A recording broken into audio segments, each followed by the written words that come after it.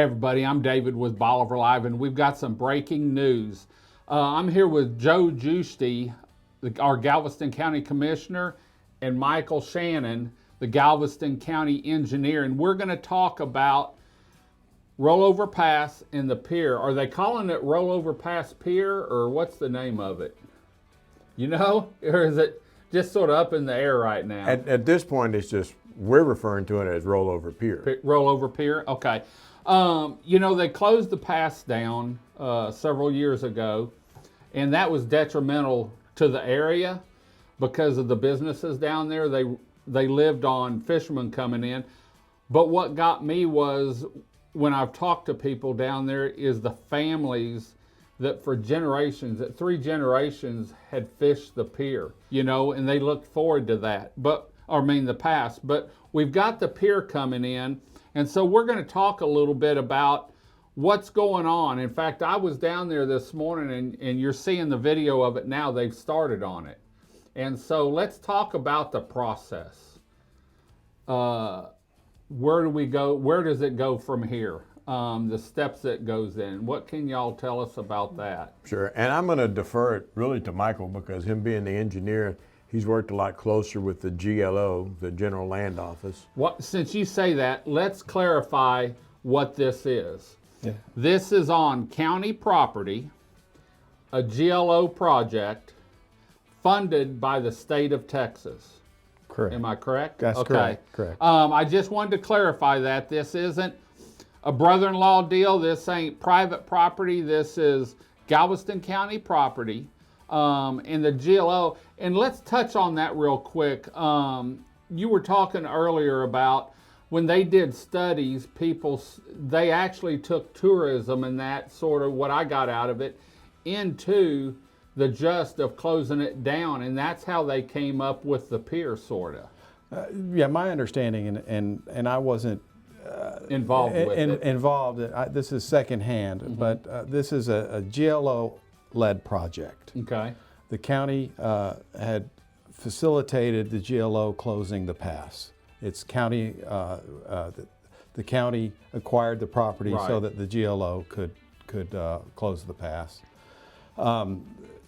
The part of closing the pass requires a U.S. Army Corps of Engineers permit. Right. And the U.S. Army Corps of Engineers corresponds with different agencies, federal agencies and local agencies, U.S. Fish and Wildlife and others. One of the findings was that since this is used for human recreation, a human recreation aspect needs to be replaced. And so what was decided was the GLO came up with this plan for a pier on the Rollover Pass to replace the fishing. That also needed a permit. So there are some things in the pier that need to be complied with for a new permit. Right. And I know that a lot of people wanted to know what took so long. Well, I can answer that question. When they filled in the pass, the dunes had to come back, and everything down here works off dunes, and mean lower low works off the dunes, and they had to get locations of where the dunes were, or I guess you could call it maybe vegetation is the way I understand it, before they could actually do the final workup on the pier. But y'all are going to see some plans of the pier, and I'm sure things change a little bit as you're building it and stuff. But how long is this pier going to be? It's a 1,000-foot long pier. 1,000-foot long pier, and it looks like, as you can see, it goes out and then it sort of dog legs a little bit back to the southwest. Who's going to run the pier once the pier's built? Is it going to be contracted out probably to someone with a bait camp on there? That's my understanding. Yeah. Yeah, that's the way I there's an understand it agreement as well. that the county will lease out the operation of the bait camp and the operation of everything. Yeah. Well, you know, it's everyone that, you know, since they put up the fence, and the contractors actually staying down there in Gilcrest area, man, everyone's just been, there were people down there this morning watching. you know, and I can tell you as things progress and they start putting in those pilings and start building it out, it's really going to be something for people to watch. You know, we were talking earlier about time frame, start to finish, and the consensus was 15 to 24 months. Well, the information I have from the GLO is that it's a 15-month project predicated on good weather. Right. And we know Texas weather. If you don't like the weather today, wait one day. I mean, a week ago we had a half-inch of ice and 3 inches of snow. So you never know what we're going to have down here. Let's talk about the amenities that they're going to have at the pier. What all's going to be there? Is there going to be any place to eat? I saw some restrooms and showers. Do you know the amenities? Somewhat. There aren't restrooms, showers.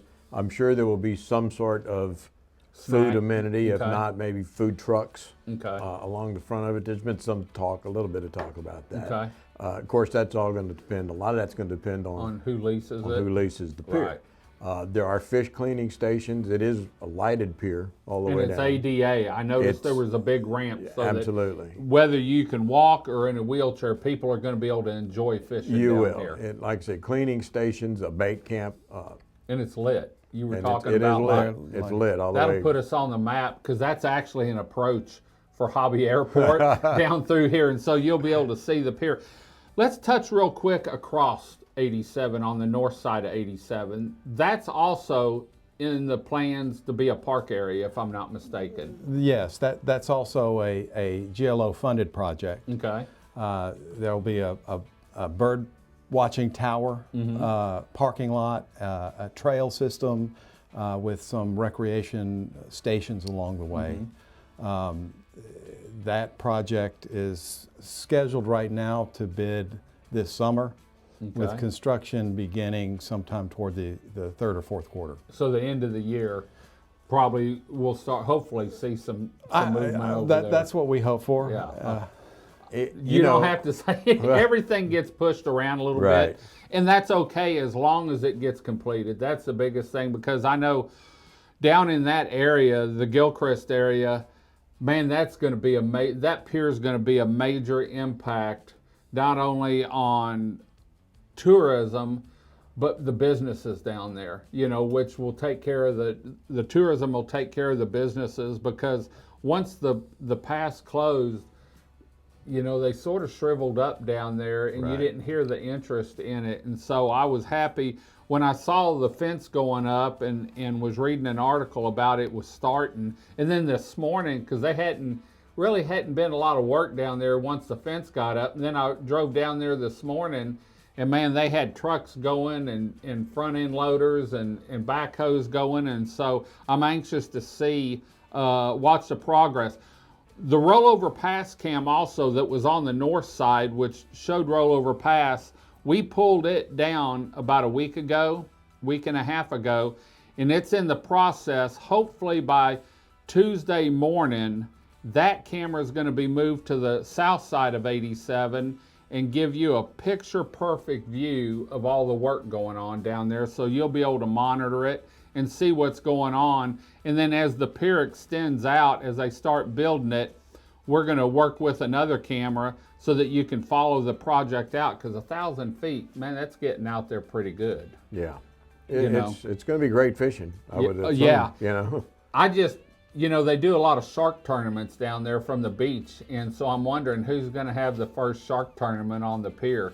So I'll be looking forward to it. Well, you guys, thanks for crossing the pond, because I know it's not an easy task. And we're going to keep you posted. Remember, you can go to our website, BolivarPeninsulaTexas.com, look under the live webcams, and that webcam should be up Tuesday morning. Look for the Rollover Pass cam and see what they're doing on this new project here on the Upper Texas Coast, Bolivar Peninsula. Until next time, I'm David with Bolivar Live. Y'all have a great day, great week. Come see us. God bless, and bye-bye.